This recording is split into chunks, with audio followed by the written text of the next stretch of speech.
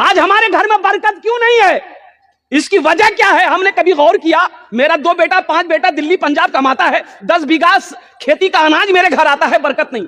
पैसा किधर से आता किधर निकल परेशान पता नहीं चलता है। घर में परेशानी अलग है, कभी वो बीमार कभी वो बीमार, कभी बच्चा बीमार कभी ये बीमार, कभी ये परेशानी कभी वो परेशानी। परेशानी खत्म होने का नाम नहीं ले रहा है, घर में रौनक नहीं। इसकी वजह क्या है जानते? जहां हराम का माल आएगा वहां बरकत नहीं होगी, वहां सुकून नहीं मिलेगा, वहां चैन नहीं मिलेगा। बच्चा थोड़ा बड़ा हुआ 10 साल 11 साल, जो पंजाब जो कमा वो बिल्डिंग ठोकल गया, मैंने ठोकवो मैं बेचता नहीं। अभी तो आलम ये हमारी माँ बहनें भी आई है, बच्चा 5 साल 6 साल का बच्चा है, 4 साल का रो रहा है, बच्चा खूब जिद पकड़ लिया तो मैं कह जी ए बुधवार बा तिया कल्ला मुर मोबाइल देखे जा दंगनी बुधवार दंगनी गाना लगा के गाना सुनती, बच्चा चुप भाई थी दिल के गाना लगा के मोबाइल में। आज सही में बच्चा चुप हो गया। बच्चा तो बच्चा होता है, वहां नाचे जी, यो बच्चा नाचे, वो मोबाइल में नाचे जी, बच्चों भी नाचे। मैं बोली बुधवार बाप देखो, बुधवार देखो कमर हिला भाई, बुधवार नाचे जी। तो किसी ने कहा कि आज बुधवार नाचे जी, कल तू राना चे। तो बच्चे को तालीम से आरास्ता करो। माँ बाप का मकाम क्या है ये कौन बताएगा? क्या कॉलेज में बताया जाता है माँ बाप का मकाम क्या है? यूनिवर्सिटी में बताया जाएगा? अरे ये मदरसों में बताया जाएगा। बच्चे को तालीम दो तो सही, कुरान तो पता क्या कहते हैं, बच्चों को पढ़ाओ तो सही। मैं तो ये कहता हूं कि अपने बच्चों को कुरान पढ़ाओ, तालीम से आरास्ता करो। अरे कम से कम आप जब मर जाओगे तो यही बच्चा कुरान पढ़कर दुआ तो कर देगा, दुआ तो कर देगा। इसलिए कि नेक औलाद छोड़कर जाना ये भी तो सदका ही जारिया है। अल्लाह के रसूल ने इरशाद फरमाया, नेक औलाद छोड़कर जाना सदका जारिया है। नेक औलाद, मां मर गई बाप मर गया, ये बेटा नमाजी है, मुत्तकी परहेजगार है, नेक है, कुरान की तिलावत करता है, ये नमाज पढ़ेगा, दुआ करेगा रब की बारगाह में कि अल्लाह मेरा बाप मर गया है, मेरी मां मर गई, उसके गुनाह को माफ कर दे। अल्लाह उसके बाप की उसकी मां की गुनाहों को माफ कर दे। औलाद को नेक बनाना होगा ना, इसके लिए नेक बनाना, तालीम देना होगा, इसके लिए पढ़ाना होगा। बाप खड़े होकर पेशाब कर रहा था, बेटा जवान बेटा दकील की बोले वो आगे कर जाओ, बोली पेशाब, बोली देखे जाने पेशाब करिए, बोले वो खड़ा भाग मत पेशाब करो। मौली साहब इमाम साहब बोले जी खड़ा भाग पेशाब नहीं करना चाहिए। बोली ते मौली साहब चक्कर मत रहो, साइंस तरक्की कर रही है, दुनिया कहां से कहां चलोगे ली अते मौलवी चक्कर। बेटा बोली नहीं नहीं करो करो करो। बेटा घर आया, आंगन आया, सीढ़ी लगाया, सीढ़ी लगा के पेशाब करी। तो बाप कहा कि क्या कर रहा है, मेरी नाक कटवाएगा। बोला यह तो तरक्की थी, हमारे बाप भाग खड़ा भाग पेशाब कर, मैं तोर बेटा सीढ़ी लगा पेशाब करी, तरक्की छे नहीं। हमारी माँ बहने अभी एक गुरु बार चली थी, गुरु इन नहीं गुरु की। अच्छा ओकरा में औरतों में कोई बने जी मैनेजर लागे छी, एक्सिस बैंक के मैनेजर छी वो, कोई मैनेजर कोई सेक्रेटरी। ये सूद है, ये हराम है, ये हराम है। बंधन लोन जो आप लेते हैं ये हराम है। कुर्बान जाओ मेरे भाइयों, तौबा करो। अल्लाह के रसूल इरशाद फरमाते हैं, हराम में पलने वाला खून जन्नत की खुशबू तक नहीं सूंघ पाएगा। हराम में पलने वाला खून, जन्नत तो जाना तो दूर की बात है, जन्नत की खुशबू तक नहीं सूंघ पाएगा। मेरे भाइयों अपनी रोजी को हलाल करो, अपने रिस्क को हलाल करो। अब इसलिए बताया गया कि रोजी हलाल रोजी कमाकर बच्चे को खिलाओगे तो बेटा फरमा बरदार होगा। जिसकी वजह क्या है कि बेटा आज कहना नहीं मानता है, बेटा ना फरमान है। इसकी एक वजह सिर्फ बेटे की गलती नहीं है, इसमें हो ना हो मेरी कमाई गलत है, मैं हराम पैसे कमाता था, उसी पैसे से मैंने बच्चे की परवरिश करी है, जिसकी वजह है कि आज मेरा बेटा ना फरमान हो गया है। मेरी बीवी मेरी बात नहीं मानती है। कुर्बान जाओ, मेरी बीवी बेहया है, इसलिए बेहया हो गई कि मैंने हराम ग़िज़ा उसे खिलाया। इंशाल्लाह हलाल कमाएंगे भाई, बोलो इंशाल्लाह कमाएंगे। इंशाल्लाह कितने लोग तैयार हैं इंशाल्लाह हलाल कमाएंगे? अल्हम्दुलिल्लाह। अल्लाह हमें हलाल रोज़ी अता फरमा, हराम ग़िज़ा से हराम रोज़ी से अल्लाह हम सब की हिफाजत अता फरमा दे।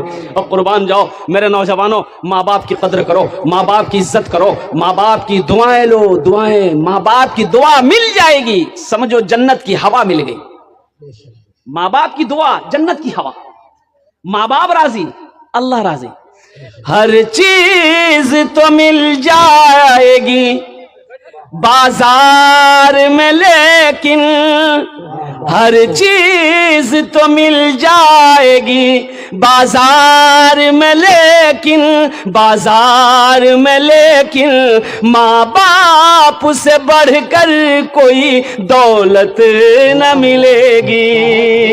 माँ बाप से बढ़कर कोई दौलत न मिलेगी। आंचल जो उठा कर माँ तेरी दुआ कर दे, आंचल जो उठा कर माँ तेरी दुआ कर दे। दुनिया हो या उक़बा कहीं जिल्लत न मिलेगी। दुनिया हो या उक़बा कहीं जिल्लत न मिलेगी।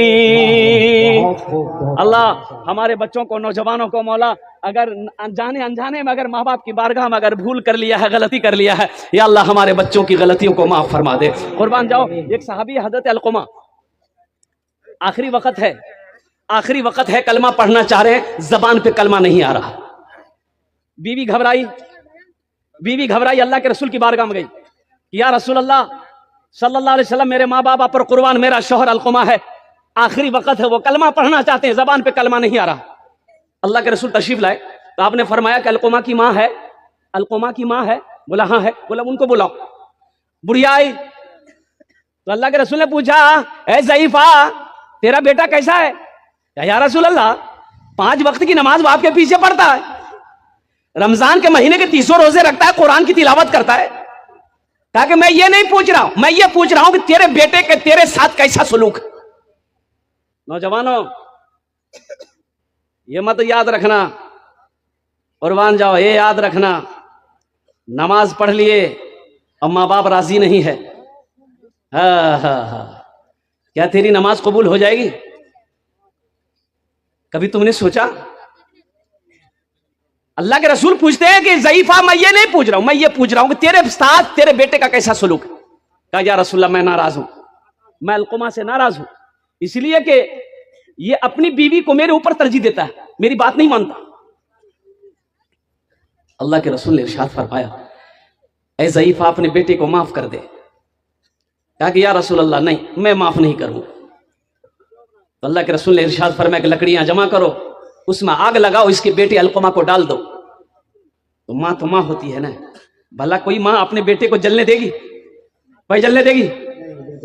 हमको अपने मात पिता पे, हमको अपने मात पिता पे आज बड़ा अभिमान है जिनके सर पे माँ की ममता, जग में बड़ा इंसान है, जग में बड़ा इंसान है। जो माँ की ममता ना समझे वो कितना नादान है जिनके सर पे माँ की ममता, जग में बड़ा इंसान है, जग में बड़ा इंसान है।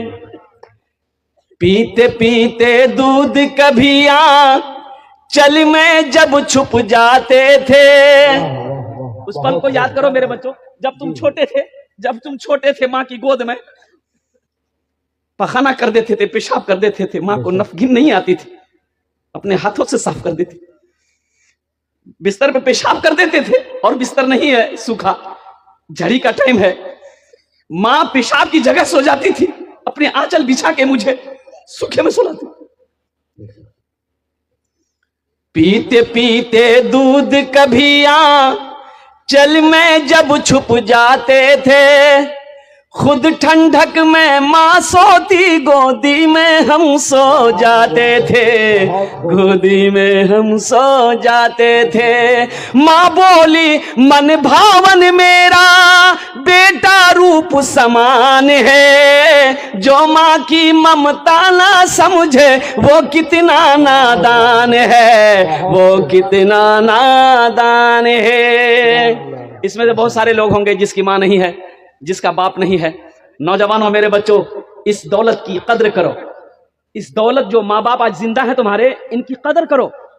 जानते हो ये जब चली जाएगी ना, ये दौलत जब चली जाएगी तुम्हारी जिंदगी से ना, तो अफसोस करोगे काश मेरी माँ जिंदा होती। अल्लाह के रसूल इरशाद फरमाते काश मेरी माँ आमिना जिंदा होती। अल्लाह के रसूल की उम्र 7 साल थी, आपकी माँ इंतकाल कर गई। माँ के पेट में थे, बाप का इंतकाल हो गया, और जब माँ के माँ के साथ में 7 साल की उम्र में मदीना गए, मक्का से मदीना गए। मदीना से लौट रहे थे, मक्का और मदीना के दरमियान एक मकाम, मकाम अबवा, वहीं पर माँ को बुखार आया, हजरत आमिना को बहुत शदीद बुखार आया। इतना ऐसा बुखार है कि बुखार उतरने का नाम नहीं, और बुखारी की हालत में उसका इंतकाल हो गया, उसी पहाड़ी पे इंतकाल हो गया। अल्लाह के रसूल की उम्र 7 साल। तो अल्लाह के रसूल इरशाद फरमाते, काश मेरी माँ आमिना